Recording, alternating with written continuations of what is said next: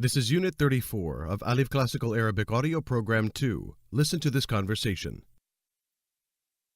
استمع إلى هذه المحادثة.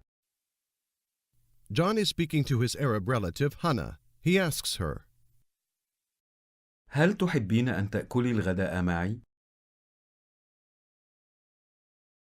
Would you like to have lunch with me? استمع. هناء، هل تحبين أن تأكلي العشاء معي؟ لا، شكرا يا جون. ليس اليوم. لقد أكلت مع ابني في الفندق. جيد. إذن هل تحبين أن تأكلي العشاء معي أنت وابنك غدا؟ غدا هو ذاهب إلى حلب. ابني يريد أن يرى المدينة القديمة. والآن ماذا ستفعلين؟ الآن عندي عمل كثير. حسناً، مع السلامة. استمع مرة أخرى. هناء، هل تحبين أن تأكلي العشاء معي؟ لا، شكرا يا جون. ليس اليوم. لقد أكلت مع ابني في الفندق. جيد. إذن هل تحبين أن تأكلي العشاء معي أنت وابنك غدا؟ غدا هو ذاهب إلى حلب. ابني يريد أن يرى المدينة القديمة. والآن ماذا ستفعلين؟ الآن عندي عمل كثير. حسناً، مع السلامة. Now you're speaking with a Syrian friend. She says, My young son is going to Homs. ابني الصغير ذاهب إلى حمص. He rented a car this morning. استأجر سيارة هذا الصباح. She says he's going to Homs. هو ذاهب إلى حمص. He wants to see his friends. هو يريد أن يرى أصدقائه. Tell her that your wife also rented a car today. زوجي أيضاً استأجرت سيارة اليوم. We need a car.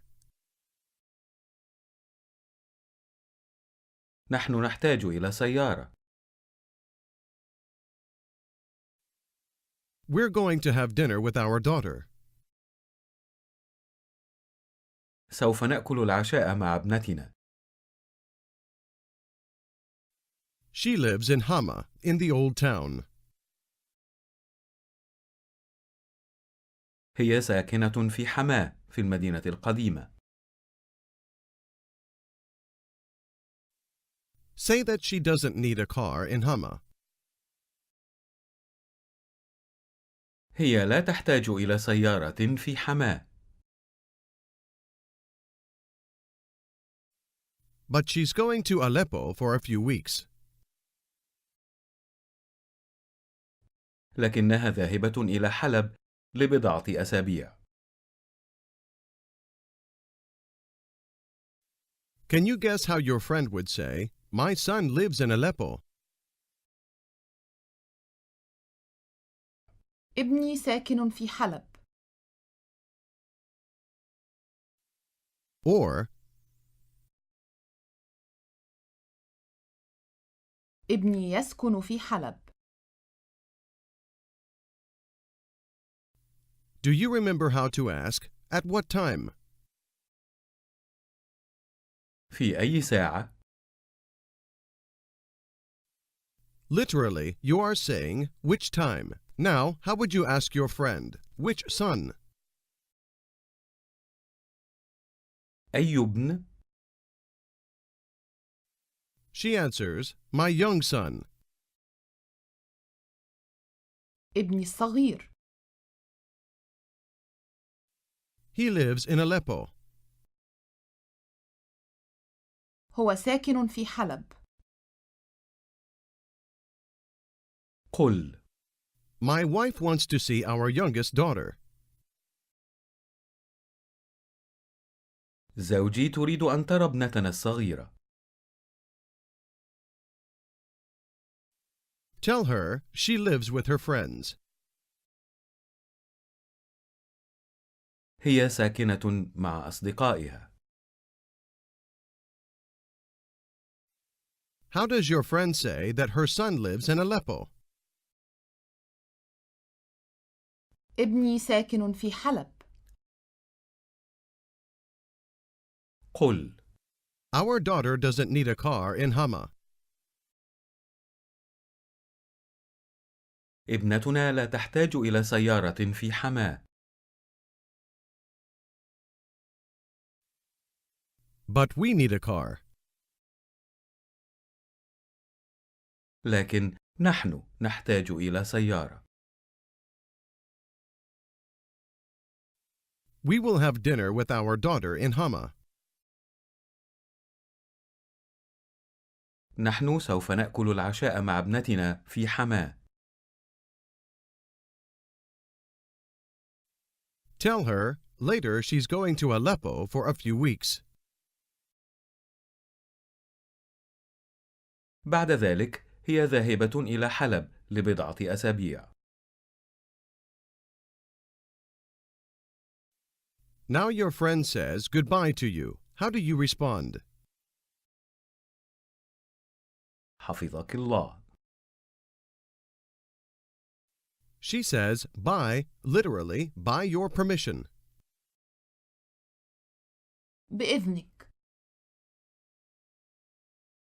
قل: By, the new form which means literally, by your permission. بإذنك. On another day, you and your friend are discussing a trip. Referring to you and your wife, how does she ask? Did you go to Hama? هل ذهبتما إلى حماة؟ And how would she ask that question referring to just you? هل ذهبت إلى حماة؟ Tell her, yes, I had a little time. نعم، كان عندي قليلا من الوقت. She says, Hama isn't a big city. حماة ليست مدينة كبيرة. Agree with her. No, but Damascus is big. لا، لكن دمشق كبيرة. هي تسأل: What did you do in Hama? ماذا فعلت في حماة؟ She asks, did you see the old town? هل رأيت المدينة القديمة؟ She asks again, what did you do in Hama? ماذا فعلت في حماة؟ Tell her we didn't have a lot of time. لم يكن عندنا الكثير من الوقت. We bought some sweets. اشترينا بعض الحلويات. She says Hama isn't a big city. حماة ليست مدينة كبيرة. قل: No, Damascus is bigger. لا، دمشق أكبر. She says that she has to leave now. يجب أن أرحل الآن. How does she say goodbye to you? مع السلامة. And how do you say goodbye in response? حفظك الله. And how would she say bye, the new form? بإذنك. A Syrian colleague knows you're visiting from the United States. How does she ask? Are you here with your wife? هل أنت هنا مع زوجك؟ أجب: No, my son is with me. لا، ابني معي. How would your colleague ask? Which son? أي ابن؟ How would your colleague ask? The older one? الأكبر؟ She says, which son is with you? The older one? أي ابن معك؟ الأكبر؟ أجب: No, my younger son is with me. لا، ابني الصغير معي. Now she asks you, what did you do today? ماذا فعلت اليوم؟ Tell her, this morning we ate at the hotel. هذا الصباح نحن أكلنا في الفندق. We spoke Arabic with the waiter. تحدثنا العربية مع النادل. And then we bought some sweets. وبعد ذلك اشترينا بعض الحلويات. She says, Aleppo isn't a big city. حلب ليست مدينة كبيرة. Agreeing, you say, no, Damascus is bigger. لا، دمشق أكبر. الآن قل: I saw many things today. رأيت أشياء عديدة اليوم. But now I have a lot of work. لكن الآن عندي الكثير من العمل. I have too much work. عندي عمل كثير جدا. She says to you, I have to leave now. يجب أن أرحل الآن. She says, goodbye. How do you say goodbye in response? حفظك الله. And how would she say, bye, the new form? بإذنك. The other day, you and your colleague are talking about Latakia. اللاذقية. A port city on the western coast of Syria. She asks, have you been to Latakia? هل ذهبت إلى اللاذقية؟ To ask if you know Latakia, she would ask, do you know Latakia? اللاذقية. Do you know Latakia? هل تعرف اللاذقية؟ How would you answer in the negative? لا، لا أعرف اللاذقية. Here's the word for yet. بعد. Try to say, I don't know Latakia yet. لا أعرف اللاذقية بعد.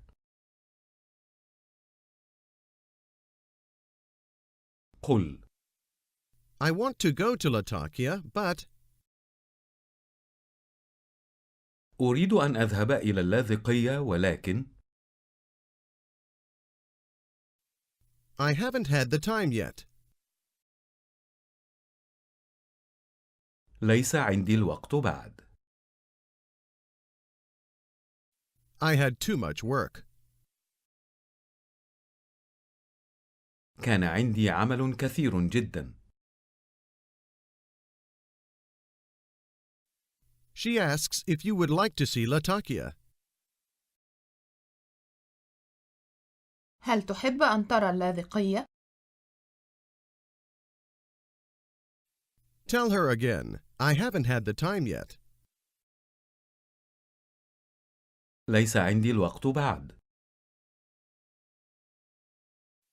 Your colleague says, it isn't a big city. Damascus is bigger. إنها ليست مدينة كبيرة. دمشق أكبر. Tell her, my son lives in Latakia. ابني ساكن في اللاذقية. She asks, which son? أي ابن؟ Try to answer, my younger son. ابني الأصغر. But I don't know Latakia yet. لكن لا أعرف اللاذقية بعد. أجب. He's living with his friends. هو ساكن مع أصدقائه.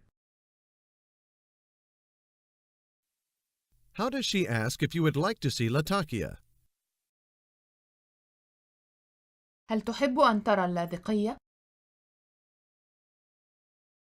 Now, ask her, and you, do you know Latakia? وأنت؟ هل تعرفين اللاذقية؟ Ask her, did you go to Latakia? Or, have you been to Latakia? هل ذهبت إلى اللاذقية؟ How do you ask her if she went to Latakia? هل ذهبت إلى اللاذقية؟ She says, yes, I went to Latakia a lot. نعم، ذهبت إلى اللاذقية كثيرا. Tell her, I haven't been to Latakia yet. أنا لم أذهب بعد إلى اللاذقية. She asks, but would you like to see Latakia? لكن هل تحب أن ترى اللاذقية؟ قل. Yes, I want to go. نعم، أرغب أن أذهب. But I haven't had the time. لكن ليس عندي الوقت. I have too much work. عندي عمل كثير جدا. And not enough time. ولا يوجد وقت كاف. I haven't had the time yet. ليس عندي الوقت بعد. Now your colleague asks you, do you know Aleppo? هل تعرف حلب؟ أجب. Yes, I went to Aleppo yesterday. نعم، ذهبت إلى حلب البارحة. I had a lot of work. كان عندي الكثير من العمل. I ate in a Syrian restaurant.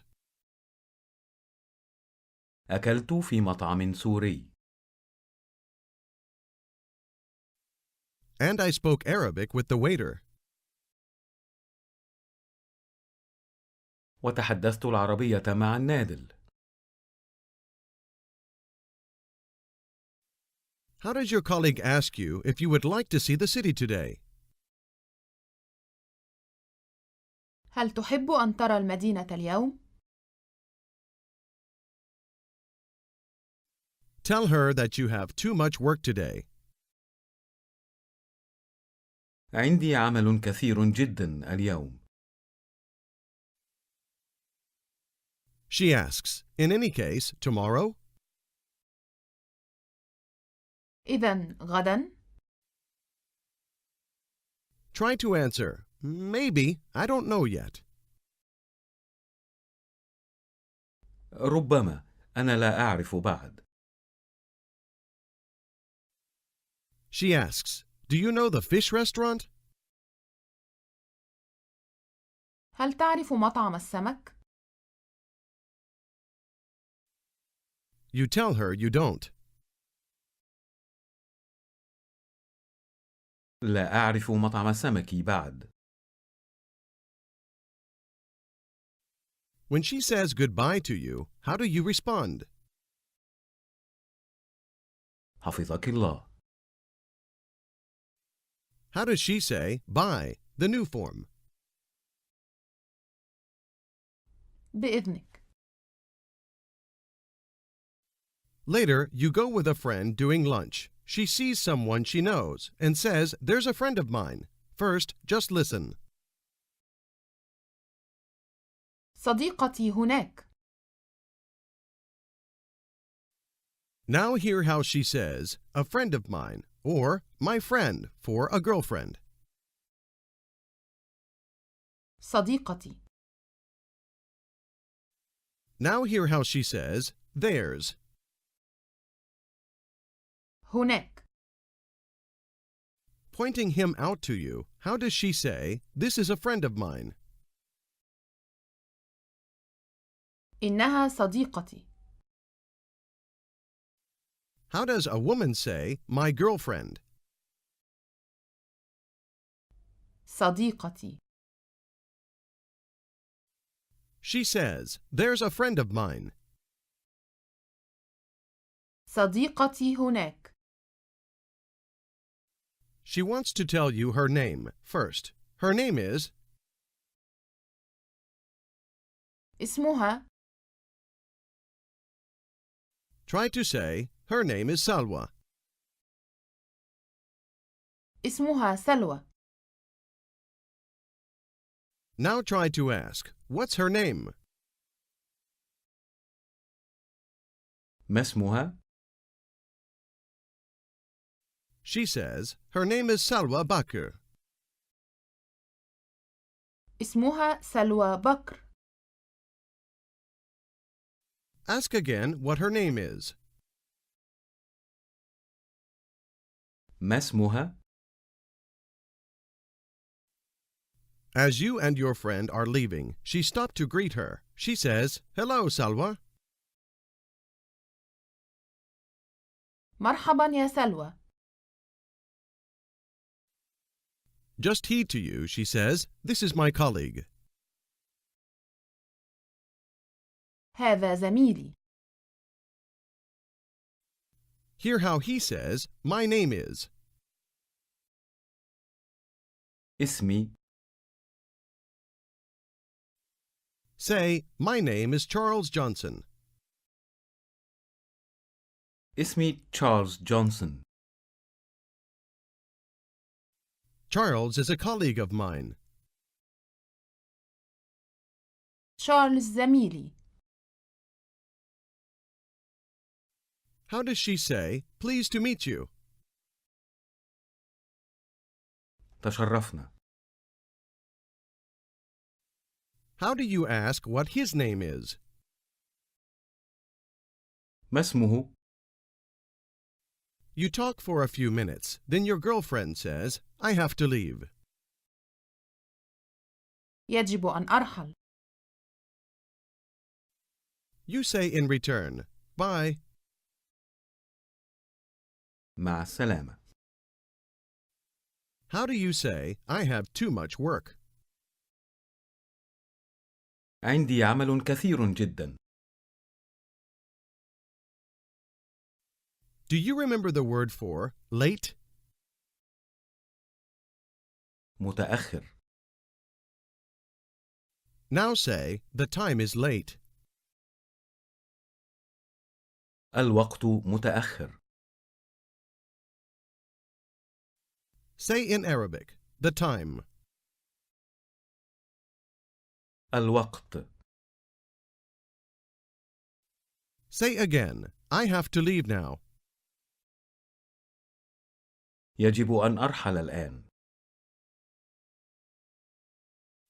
The time is late. الوقت متأخر.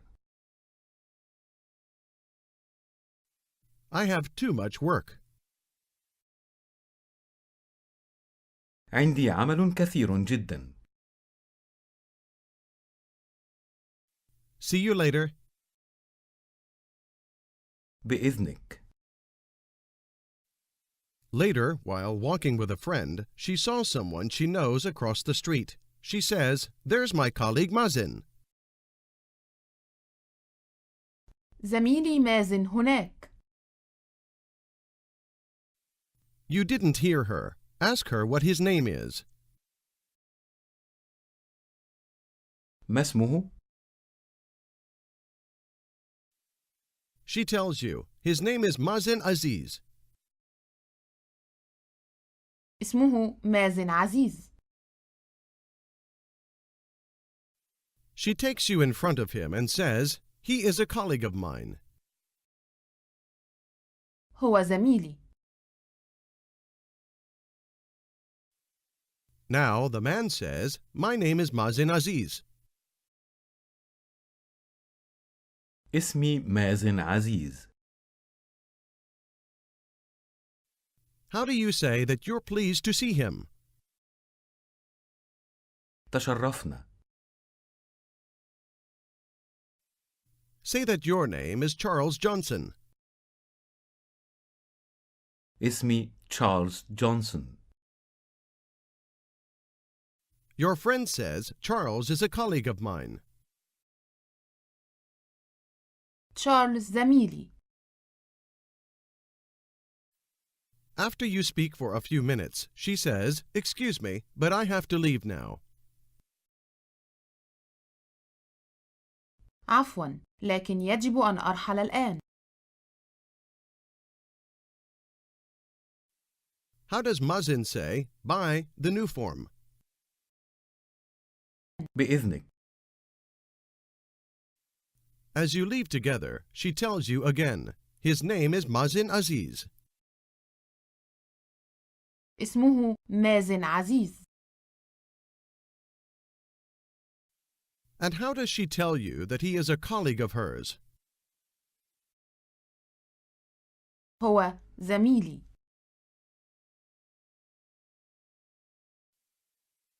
This is the end of Unit 34. This audio course works best when done consecutively and on a daily basis. For best results, please continue with the next unit tomorrow. This has been a presentation of Alif Online, recording copyright 2010, all rights reserved.